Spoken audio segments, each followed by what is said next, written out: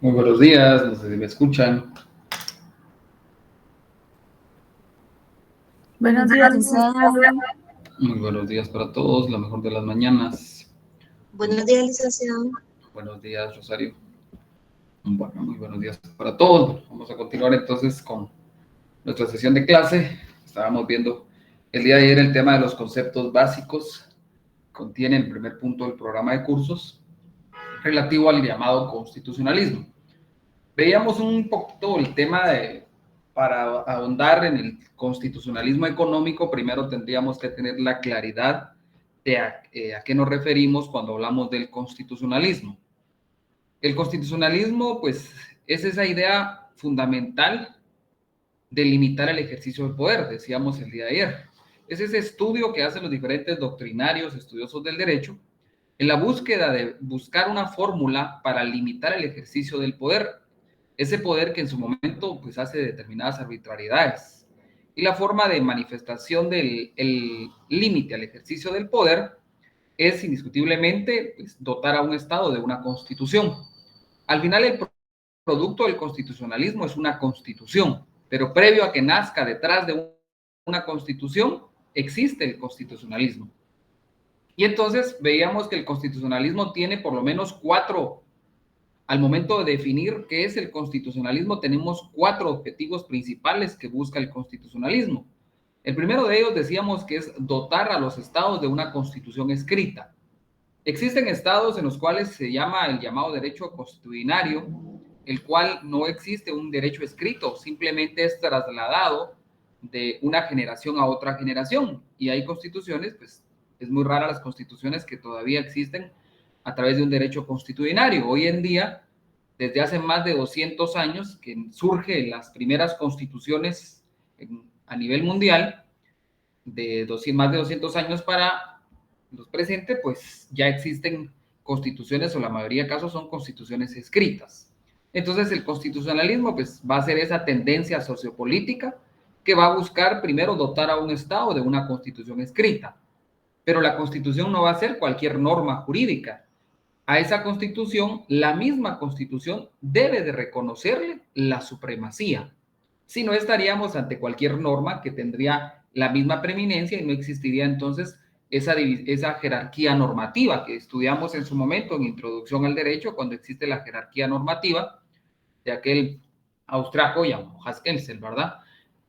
Otro objetivo principal que va a tener el constitucionalismo, pues va a ser reconocer los derechos inherentes a la persona.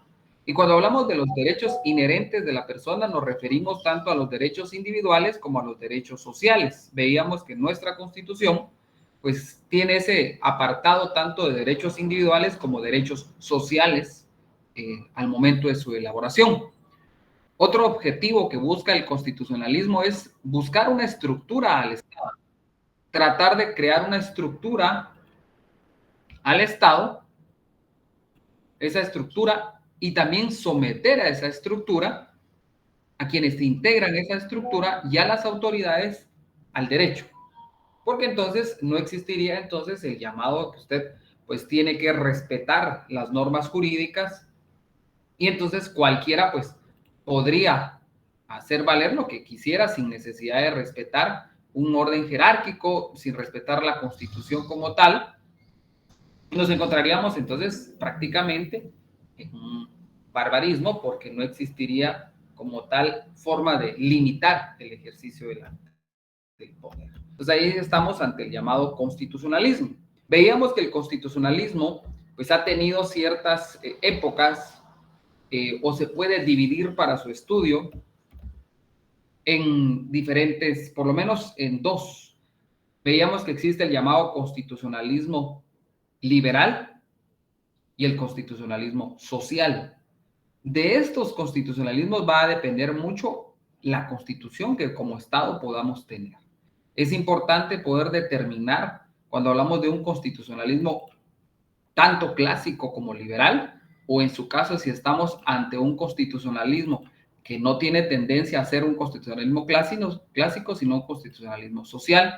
Cada uno de estos constitucionalismos pues tiene elementos característicos diferenciadores de uno con otro. Entonces vamos a ir tratando de ir viendo algunas características propias del llamado constitucionalismo liberal, de dónde surge el constitucionalismo liberal, de dónde surge el constitucionalismo social y otras corrientes del constitucionalismo pues que se han dividido o se han segregado para su estudio y mejor comprensión. Entonces vamos a tratar de ir viendo algunas tendencias en cuanto al constitucionalismo. Entonces ya el constitucionalismo ya positivizado. Cuando hablamos del constitucionalismo positivizado, cuando ustedes le dicen derecho positivo, ¿a qué se refiere el llamado derecho positivo? ¿Qué será el derecho positivo? Que se cumple, Lic. ¿Que se cumple? Muy bien, ¿algo más? Cuando le dicen es un derecho positivo, vigente y positivo. A ver, hay introducción al derecho. Son las que se aplican actualmente. Bien. Entonces, cuando hablamos del constitucionalismo ya positivizado, ya existe, ¿qué significa? Está en una constitución, se encuentra dentro de una constitución, está manifestado dentro de una constitución y por eso decíamos que el constitucionalismo ya manifestado en una constitución supera más de ya de 230 años de que existen ya las primeras constituciones.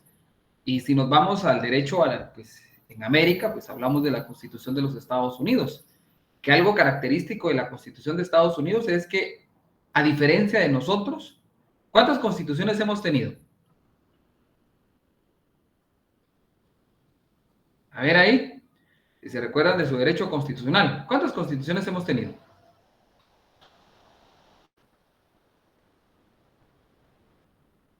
Muy bien. ¿Cuántas tenemos?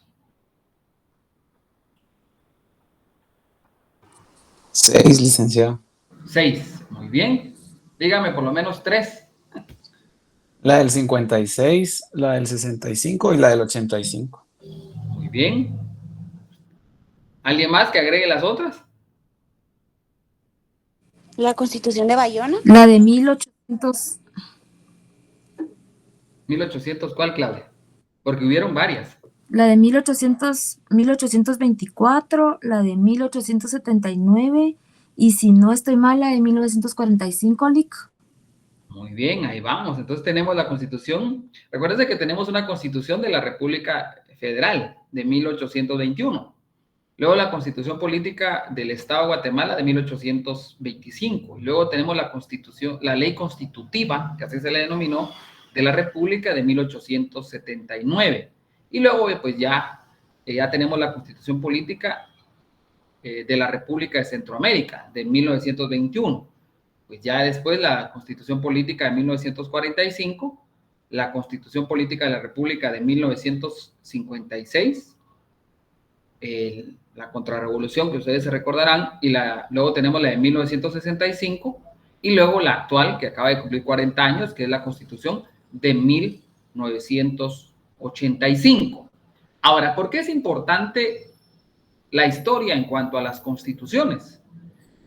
Porque si bien es cierto, analizáramos cada una de las constituciones, que es algo que no se hace en este curso, que tal vez en Derecho Constitucional pudieron ustedes analizar, van a encontrar que cada una de estas constituciones tiene ciertos matices de constitucionalismo. Y entonces tenemos que diferenciar a qué constitucionalismo se refirió o se aplicó en su momento en esa constitución. Entonces decíamos que en el constitucionalismo vamos a encontrar dos etapas fundamentales y existen otras que son complementarias. Tenemos el constitucionalismo liberal o clásico y el constitucionalismo social. ¿Y por qué es importante? Porque la evolución del constitucionalismo permite determinar que desde sus inicios hasta la fecha actual, estamos hablando un poco más de 2 siglos, con la Constitución de Estados Unidos, que es de 1787, y la Constitución de Francia de 1791, a las que pertenecen sendas revoluciones, que ustedes se recordarán que cada una deviene de una revolución, tanto la revolución burguesa en el sentido inglesa, como en su caso la revolución francesa. De estas, pues hay antecedentes que permiten que se pueda determinar a qué constitucionalismo pues se ha manifestado durante esa historia. Les decía, pues existen dos grandes divisiones del constitucionalismo, han existido otras etapas, actualmente incluso existe el constitucionalismo latinoamericano, es algo muy interesante, dado pues, los cambios sociales que han existido, sobre todo en América del Sur. También se denomina que existe un nuevo constitucionalismo latinoamericano, pero nosotros nos vamos a enfocar por lo menos en dos constitucionalismos. Hablamos del constitucionalismo liberal o clásico, y en este lo que va a destacar o lo que va a tratar de consagrar y se busca a través de una constitución es la consagración de los derechos individuales. Luego existe el llamado constitucionalismo social. Algunos estudiosos establecen que existe incluso entre el constitucionalismo liberal y el constitucionalismo social un llamado constitucionalismo restaurador. Voy a encender la cámara porque si no van a decir que es clase grabada. Esto les decía, entre el constitucionalismo liberal y el social, algunos estudiosos dicen que existe el llamado constitucionalismo restaurador. Y le llaman constitucionalismo restaurador porque busca conciliar la institución de la corona, instaurando las monarquías constitucionales. Porque en el constitucionalismo liberal, si bien es cierto, se consagran los derechos individuales, pero la corona, el principado, sigue existiendo. Y entonces se busca un constitucionalismo restaurador antes de que se dé el constitucionalismo social para tratar de conciliar la institución de la corona, pero volviéndola a una monarquía constitucional. Y nosotros, pues, claros ejemplos, usted ve Inglaterra, por ejemplo, podríamos decir que es un claro ejemplo de un constitucionalismo restaurador porque existe la llamada monarquía constitucional. Luego, pues, entre el constitucionalismo liberal vamos a tener el constitucionalismo social. En este lo que va a postular son los derechos, se postula que los derechos individuales deben ceder cuando estén en conflicto los derechos sociales. Y es aquí donde usted tiene que tener esa habilidad de poder determinar que dentro de nuestra Constitución tenemos el constitucionalismo liberal y el constitucionalismo social, porque existe un apartado de derechos individuales, pero también un apartado de los derechos sociales. Y nos vamos al artículo 44, su Constitución es muy importante. Alguien que tenga su Constitución, por favor. Yo, licenciado. El 44 creo que nos leyó el compañero. Artículo 44. Permítame, licenciado, ¿lo puede leer el compañero? Disculpe. ¿O alguien más que lo tenga ahí, por favor? Ahí estamos. Por favor, Vanessa. Artículo 44. Derechos inherentes a la persona humana. Los derechos y garantías que otorga la Constitución no excluyen otros que, aunque no figuren expresamente en ella, son inherentes a la persona humana. El interés social prevalece sobre el interés particular. Serán nulas ipso iure las leyes y las disposiciones gubernativas o de cualquier otro orden que disminuyan, restrinjan o tergiversen los derechos que la Constitución garantiza. Muy bien. ¿Y el 46? Por favor. Artículo 46. Preeminencia del derecho internacional. Se establece el principio general de que, en materia de derechos humanos, los tratados y convenciones aceptados y ratificados por Guatemala tienen preeminencia sobre el derecho interno. Muy bien. Entonces, vemos que existe ese llamado constitucionalismo social porque busca la superación de los derechos individuales. Luego, aún más estudiosos en cuanto al tema del constitucionalismo, hay algunos que denominan el llamado neoconstitucionalismo.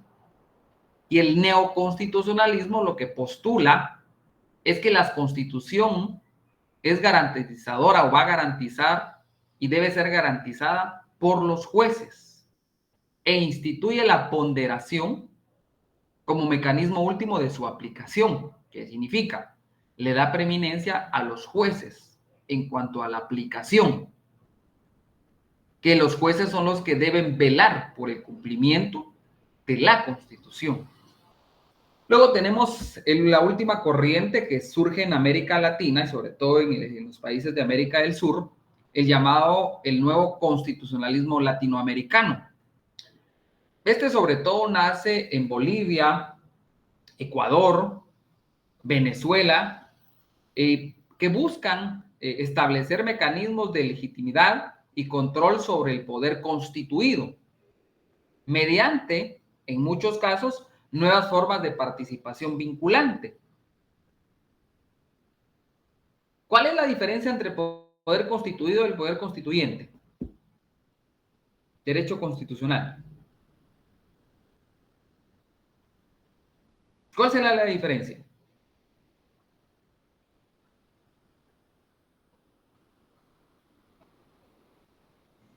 ¿Puede repetir la pregunta, licenciado? Perdone. ¿Cuál es la diferencia entre poder constituyente y poder constituido? Pues el poder constituyente, la facultad que tiene para crear o para reformar la Constitución, y el constituido, pues los poderes que ya están establecidos en la Constitución. Muy bien. ¿Y cuál sería el poder constituido, sobre todo en el tema del legislativo? El poder, que hoy en día ya no se denomina poder, las nuevas corrientes establecen que son organismos del Estado. El organismo Legislativo. legislativo.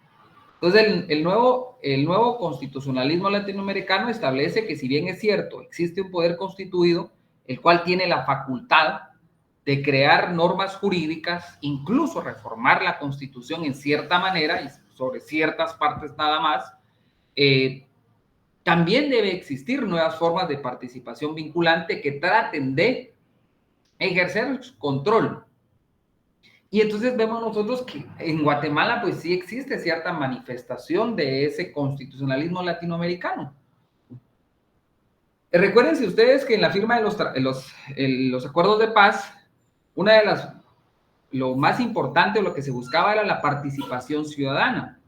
De esas firmas de los acuerdos de paz se hace un compromiso de la búsqueda de la participación de aquellos sectores vulnerados durante toda esa época, y entonces van creándose nuevas normas jurídicas, y de ahí viene usted que se encuentra usted, por ejemplo, que el código municipal, la ley de descentralización, la ley de consejos de desarrollo, la ley de participación ciudadana, son leyes que atienden a esa necesidad. Ahora, ¿qué tenemos en cada una de estas leyes que en su momento les acabo de mencionar? Hay mecanismos que están debidamente legitimados y que pueden ejercer control sobre el poder constituido. Y entonces usted ve que esas leyes buscan, si bien es cierto, la descentralización en su momento de la administración pública, pero también facultan al ciudadano a que pueda ejercer controles y controles sobre fiscalización. Si usted se va a la ley de, por ejemplo, incluso la ley de acceso a la información pública, la ley de participación ciudadana, existe el llamado control ciudadano, que es el que usted puede ejercer en cualquier institución del Estado, y entonces usted puede requerir información y ejercer control. En el caso del Código Municipal también permite el ejercicio de esos controles a través de esas formas de participación vinculante que están reconocidos dentro de la ley. Bueno, ahora veamos cada uno de esos constitucionalismos que han surgido. Nos vamos a enfocar sobre todo en el constitucionalismo liberal. Cuando hablamos del constitucionalismo liberal, también conocido con el nombre de movimiento constitucionalista o constitucionalismo clásico. Este surge en Inglaterra a finales del siglo XVII. Luego se extiende por toda Francia y posteriormente en el siglo XVIII a otros países de Europa. En esta primera etapa del constitucionalismo, denominado por Nestor Caster como el constitucionalismo individualista o liberal, este se desarrolla durante los siglos XVII, XVIII y XIX, y está al servicio del tercer estado. ¿Se recuerdan que existen los estados? Cuando existía en la época como tal, existieron estados. El primer estado que estaba integrado por la corona como tal, el principado. Luego tenemos el clero, y después del clero, ¿quién seguía?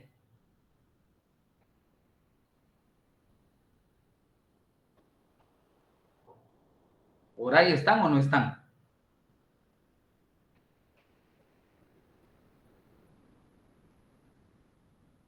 ¿Lo laico? No. No. ¿Los feudales no fueron? No. ¿Mande? ¿Los feudales? Todavía no. Ahí todavía no estamos ante los feudales. Recuérdense que tenemos que se dividía en 3 estados en su momento, ¿verdad? Que era el tema del rey y la aristocracia. Luego seguía el clero, que era el segundo estado, y luego el tercer estado, ¿quiénes lo integraban? Y usted los va a ver ahorita, si se va por la 20 calle, y ahí los ve vendiendo. Y los otros también son parte del CACIF. Tal vez así se acuerdan ustedes. Los comerciantes. Los comerciantes y la llamada. ¿Cómo le dice usted? Los burgueses. ¿Se recuerdan? Sí. Entonces el tercer estado, en ese constitucionalismo liberal, encontrábamos que entonces ya empezaron a hacer presión ese tercer estado. El tercer estado, el llamado estado llano o burgués, comerciantes, industriales, profesionales, la clase media alta. Ya estamos ante ellos. Entonces, ¿qué sucede? Recordémonos que en esa época, cuando surgen, sobre todo en Inglaterra, ese tercer estado. Entonces, la burguesía y los comerciantes buscan privilegiar sus derechos individuales. Buscan cómo, pues, tratar de entrar dentro de esos estados. Y tienen que tratar de ver cómo ganarle incluso al principado, a la aristocracia y al propio clero, a la iglesia como tal. Entonces, ahí surge ese llamado constitucionalismo liberal. Y ese constitucionalismo liberal se basa en ciertos principios rectores o ideales que en su momento tenían para poder dotar una constitución a estos estados, pero una constitución que tuviera ciertos matices de liberalismo. Y entonces los principios en los cuales se basa el constitucionalismo liberal es primero dotar a los estados de una constitución, porque ya era necesario, si bien es cierto, limitar, recordemos algo interesante, el constitucionalismo busca limitar ¿qué? El ejercicio del poder público. Pero antes de que exista el poder público, ¿qué existía? El poder político. Y el poder político lo tenía y lo tuvo por mucho tiempo el principado. ¿Por qué tenían el principado el poder político? Políticamente eran los que decidían, pero no existía algo que limitara el ejercicio de sus actos.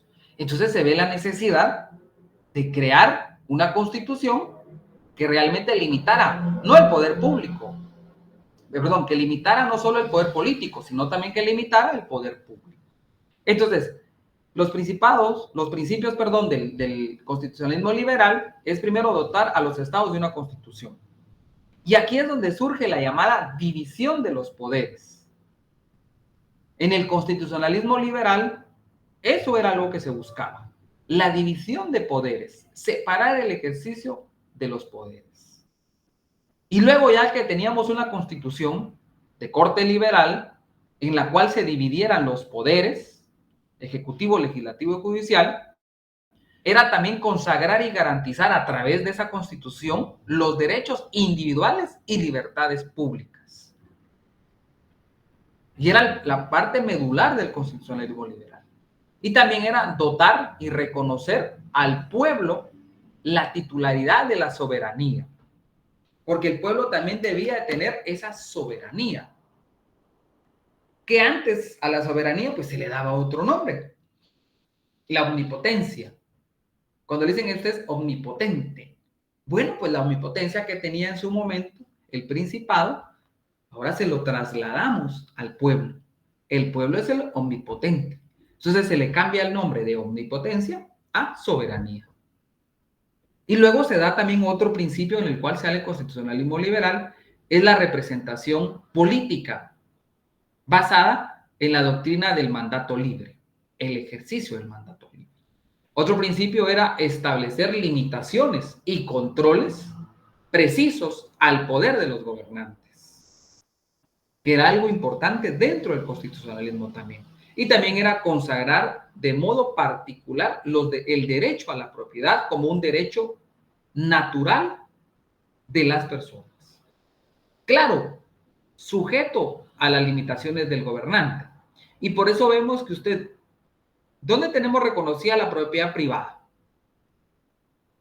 En nuestra Constitución. Alguien que me busque, por favor, la propiedad privada por el 30 y algo, a ver si habrá algo dentro de nuestra Constitución. Ahora sí, aquí lo tengo. Artículo 39. 39, propiedad privada. Se garantiza la propiedad privada como un derecho inherente a la persona humana.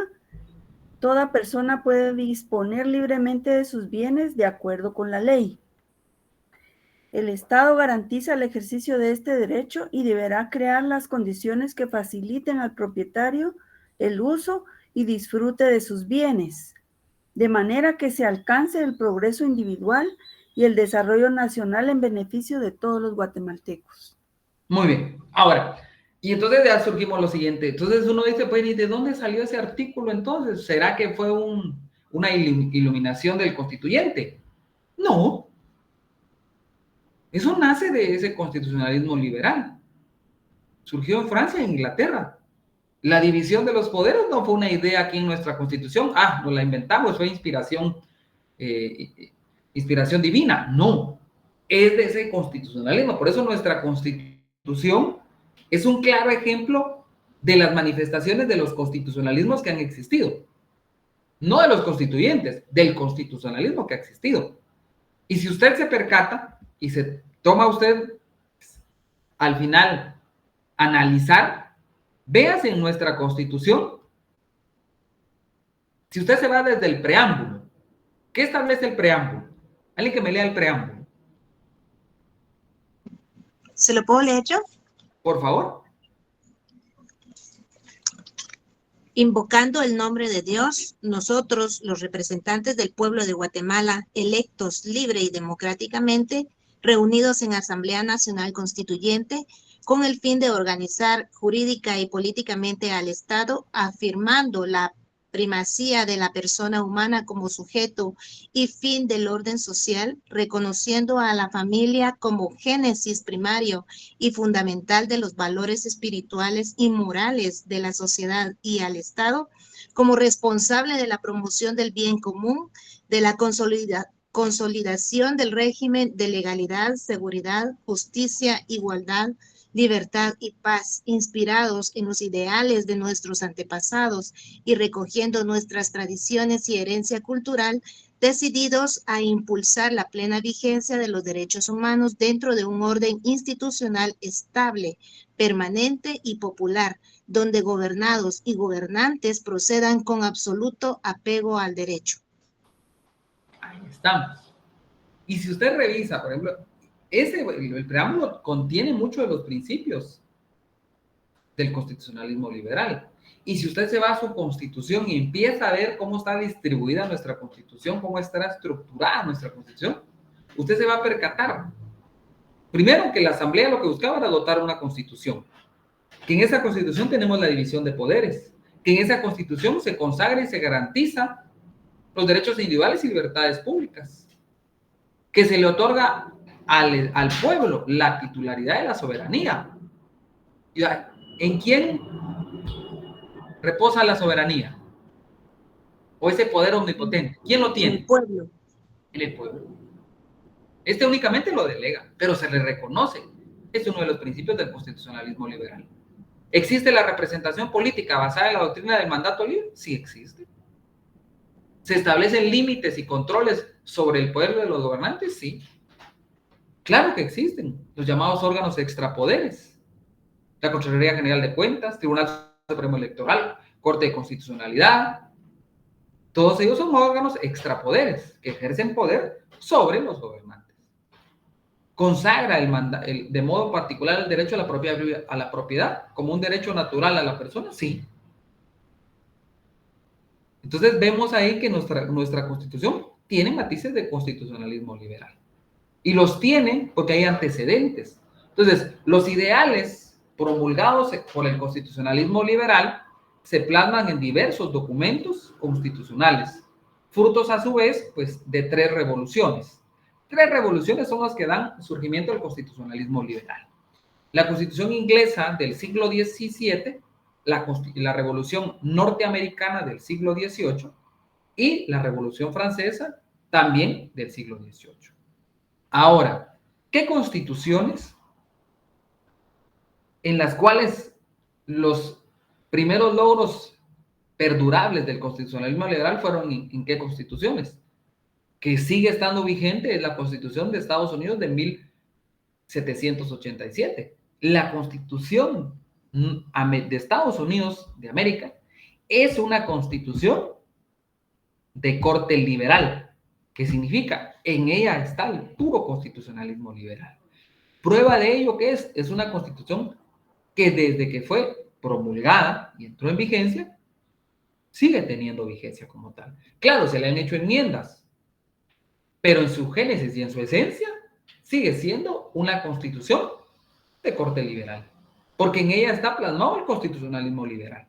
Luego tenemos la Constitución de Francia de 1791, la Constitución de Polonia de 1791, y aquí viene un antecedente que es hacia Guatemala, la Constitución de Cádiz de 1812.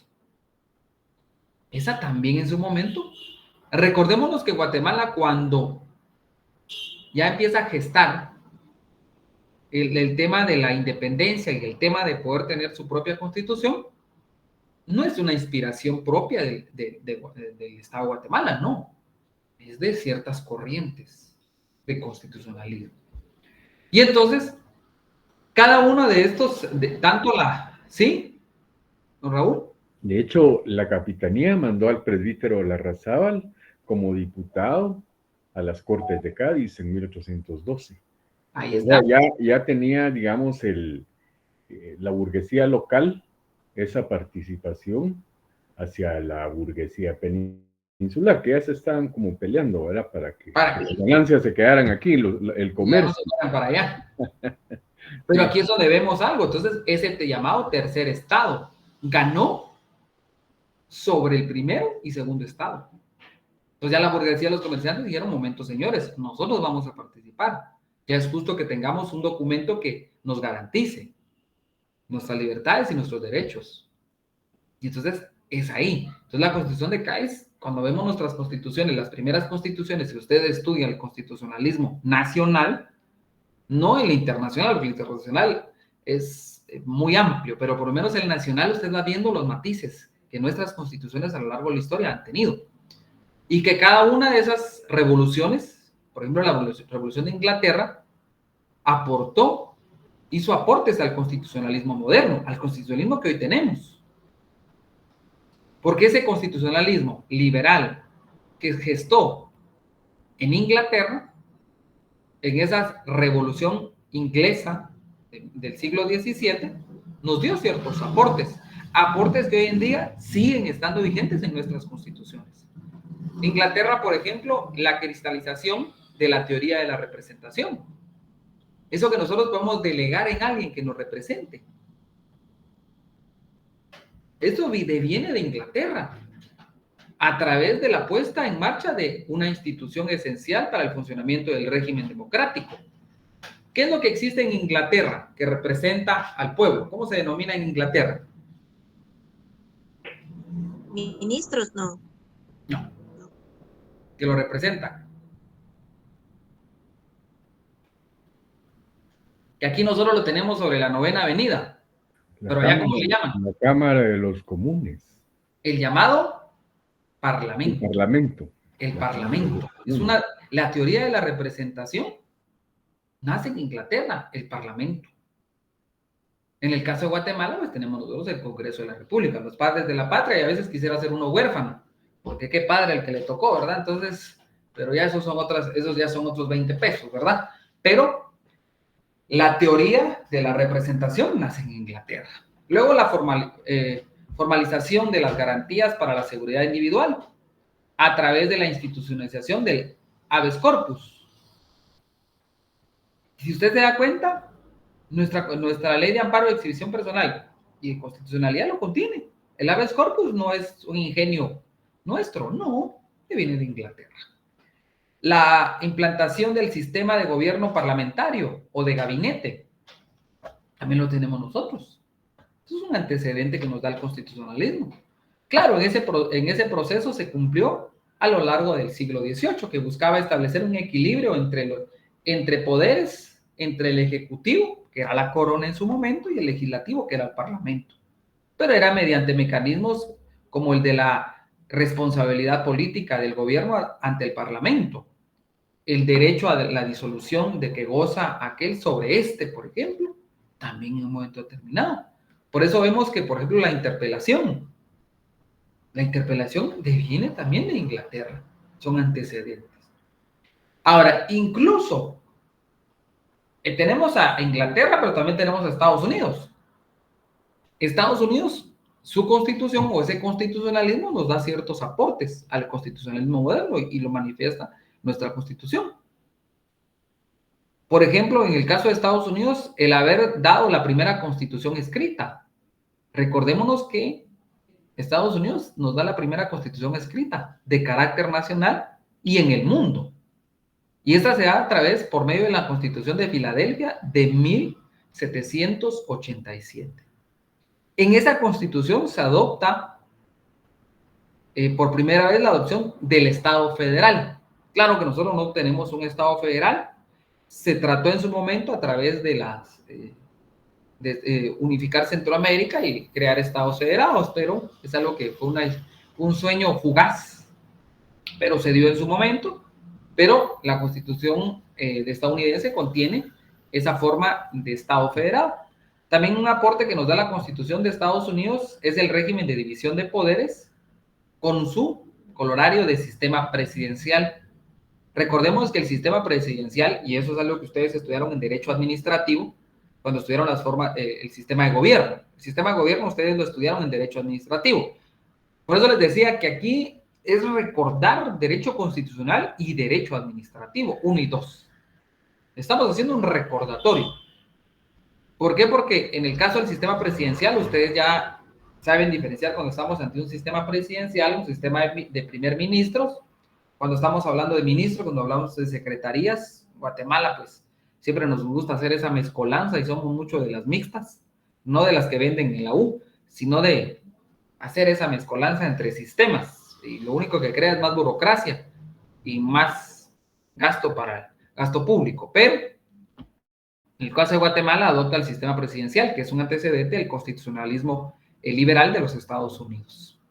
Luego también se da la enumeración en la ley fundamental, que sería la Constitución, de los derechos individuales esenciales. Nosotros vemos que tenemos en nuestra Constitución apartado de derechos individuales. También en ese constitucionalismo de Estados Unidos se crea un poder judicial independiente. ¿Por qué independiente? Si usted se va a nuestra Constitución, ¿qué sucede? El artículo 203 de la Constitución establece que el Poder Ejecutivo, uno de sus pilares fundamentales, es la independencia, que queda en duda, lastimosamente a veces queda en duda si hay interferencia o no interferencia, cosa que la Constitución lo prohíbe, puede darse. Luego tenemos la dualidad de cámaras legislativas. En el caso de nosotros no tenemos la dualidad de cámaras legislativas, ¿verdad? Tenemos un solo Congreso de la República, gracias a Dios, porque si no, imagínense cuánto estaríamos pagando, ya cuántos salarios se estarían subiendo, ¿verdad? Pero vaya que solo tenemos uno. Aumentaron el número de diputados, pero ya es otra situación. Luego tenemos la unidad del Ejecutivo, el ejercicio del gobierno limitado y la adopción del sistema representativo. Esos son aportes que dio en su momento el constitucionalismo estadounidense al constitucionalismo moderno, que está manifestado como tal. Francia también dio cierto aporte al constitucionalismo liberal y que también se manifiesta en nuestro constitucionalismo moderno y dentro de nuestras constituciones. Los aportes que Francia hizo al constitucionalismo y al derecho público moderno se proyecta sobre todo en el campo intelectual e ideológico. Aquí ya vemos que los otros nos dieron sobre la estructura del Estado, cómo debiera haberse estructurado el Estado. Pero luego ya Francia, a través de esa revolución y a través de esa constitución, la Constitución francesa, ya nos da ciertos aportes. Prueba de ellos, por ejemplo, el esfuerzo de racionalizar y sintetizar el ordenamiento político del Estado. Y entonces nos vemos en aquella obra que usted pudo haber estudiado, en la obra de Montesquieu. El barón Montesquieu pues hace una obra sobre la racionalidad y la sintetización del ordenamiento político de un Estado, y lo manifestamos dentro de nuestra Constitución. Luego tenemos la influencia del pensamiento político de los filósofos, enciclopedistas, en la promulgación de ideas liberales en Francia y en Europa y en América como tal. También se da la reevaluación y la formulación de la teoría de la soberanía popular por parte, sobre todo, principalmente, Juan Jacobo Rousseau, que también da un aporte, este francés también un aporte, y posteriormente la proclamación de la soberanía racional o nacional sobre la Revolución Francesa, a fin de darle a la democracia su fundamento lógico y base de legitimidad. Porque una democracia donde realmente no existe la participación de la mayoría, que parece minoría, pero es la que debiera darte participación, y existir la división de poderes y esa representación que debiera de ser directa, no indirecta, pero como parte de la democracia. Y Francia pues nos da la Declaración de los Derechos del Hombre y del Ciudadano, promulgadas el 27 de agosto de 1789. Ahí tenemos algunos aportes que nos va dando el constitucionalismo. Entonces, el constitucionalismo liberal, la bandera eran los derechos individuales y sus garantías. Garantizar derechos individuales y sus garantías. Claro, tuvo que hacer frente a los cuestionamientos que contra él surgieron por la formulación de corrientes de pensamientos de bases socialistas y totalitarias. Hubo ese choque, como siempre ha existido, entre las ideologías en su momento determinado, en cuanto a las bases sociológicas, los socialistas y las totalitarias. Los estados modernos van constituyendo, pues, o van creando constituciones de corte liberal, porque existen, Estados Unidos es un claro ejemplo, y sobre todo constituciones en las cuales va a privilegiar los derechos y libertades individuales. Claro, se han dado mediante la incorporación de cláusulas de derechos económicos y sociales, los llamados pactos de derechos económicos, sociales y políticos. También tenemos derechos culturales. Ustedes en derechos humanos puede haber existido la división, cómo se han dividido las generaciones de los derechos, pero se han expresado en los derechos individuales que deberían ser limitados el interés de toda la sociedad.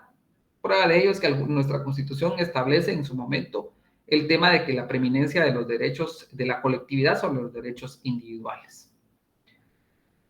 Ahora bien, si nos vamos ahora al constitucionalismo social, yo les decía que existen ese llamado constitucionalismo social, que ese constitucionalismo social lo que buscaba o busca en su momento es, si bien es cierto, se reconocen las libertades individuales, los derechos individuales, se dan las garantías individuales, pero también hay que ver el tema de que en los estados modernos también exista el reconocimiento de los llamados derechos económicos y sociales. Y entonces vemos que las constituciones, nuestra Constitución reconoce los derechos económicos sociales como tal. Y lo reconoce a través de limitar en su momento. No es que se desconozcan los derechos individuales, simplemente se van a limitar en su momento determinado esos derechos individuales cuando sea por interés de toda la sociedad. Y entonces vemos hoy en día que si bien el constitucionalismo liberal reconocía derechos individuales, hoy en día hay nuevos titulares de derechos sociales que anteriormente pues estaban postergados, no eran reconocidos. Hoy en día, por ejemplo, usted ve que los derechos de los trabajadores, de su familia, los menores de edad, las mujeres, los ancianos, etcétera, existe el reconocimiento como tal. Alguien en su Constitución que se vaya al apartado de los derechos sociales, por favor, y veamos por lo menos el catálogo de qué derechos sociales, por lo menos unos 10, cuáles están consagrados dentro de ese catálogo de derechos sociales.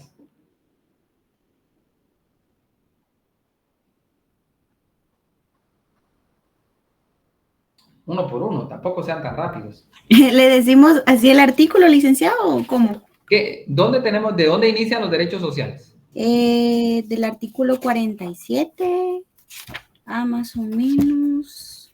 Bueno, ¿qué tenemos a partir de ahí? ¿Qué manda? ¿Qué derechos tenemos consagrados ahí?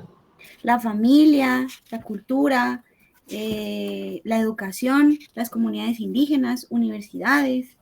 ¿Qué más? el deporte, salud, seguridad y asistencia social, el trabajo. Muy bien, el trabajo Los sobre labores todo. del Estado. Muy bien. Ahora, ahí estamos. Muchas gracias. Ahora, vemos ahí que se dio la necesidad de reconocer derechos sociales. Es ahí donde surge el llamado constitucionalismo social. ¿Por qué surge el llamado constitucionalismo social? Por los puntos débiles del constitucionalismo liberal. El constitucionalismo liberal buscaba el reconocimiento de garantías y derechos individuales, pero tenía puntos débiles.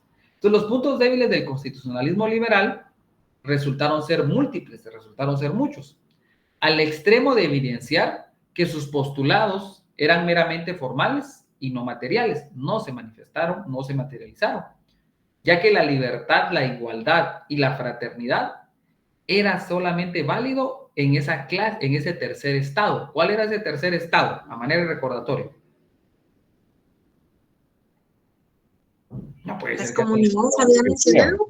La burguesía, la burguesía. Ahora, ¿qué sucede? El constitucionalismo liberal reconoció la libertad, la igualdad y la fraternidad, pero ¿de quiénes? Solo de la clase burgués, la clase social, la burguesía. Y entonces, ¿qué pasaba con el pueblo? No tenían ni libertad, ni igualdad, ni fraternidad. Entonces, y eso era uno de los puntos débiles del constitucionalismo liberal. Entonces se ve la necesidad de que entonces surja una corriente de pensamiento que garantice derechos sociales, que reconozca derechos sociales. ¿Por qué? Porque dentro de los puntos débiles que tenía el constitucionalismo liberal era la falta de positividad, no aplicable, no se aplicaba, no se plasmó en una norma jurídica. La falta de igualdad que beneficiara a una clase social excluida, al pueblo. Sobre todo el papel de la propiedad privada y del Estado, los feudos. Y sobre todo legitimaba la injusticia social, porque solo reconocía derechos individuales. Sus principios democráticos eran una falacia, porque no era algo que se diera como tal aplicable. Hasta el mismo liberalismo, que se plasmaba ahí, se refiguraba en el denominado neoliberalismo. Ustedes han escuchado el neoliberalismo, que a veces está mucho en boca de los países socialistas. Y lo que sucede y incluso emerge del reconocimiento de la existencia de la necesidad colectiva. Habían necesidades colectivas que no podían postergarse más allá. También enarbolando la bandera de un nuevo orden social, que era el límite del exceso del individualismo. Incluso se destruye como tal al individuo porque no se le da esos derechos, sino que solo cierta clase tenía esos derechos, libertades, igualdad y fraternidad, solo para la clase burgués, para los comerciantes, los profesionales, pero no para el pueblo como tal, no existía ese reconocimiento. Entonces surge el llamado socialismo, y con el socialismo surge el constitucionalismo social. Y el constitucionalismo social, que privilegiaba los derechos sociales, dentro de las constituciones, porque sí existen constituciones que consideran con ese modelo paradigmático del constitucionalismo social, podemos mencionar, tenemos a un vecino, México, la Constitución de Querétaro de México de 1917, que es la congregación de la Revolución Mexicana de 1910. Esa Constitución de Querétaro de 1917, que hace mucho tiempo, ya cumplió varios siglos. Entonces, esta constitución era una constitución de corriente puramente social, por esa Revolución Mexicana de 1910.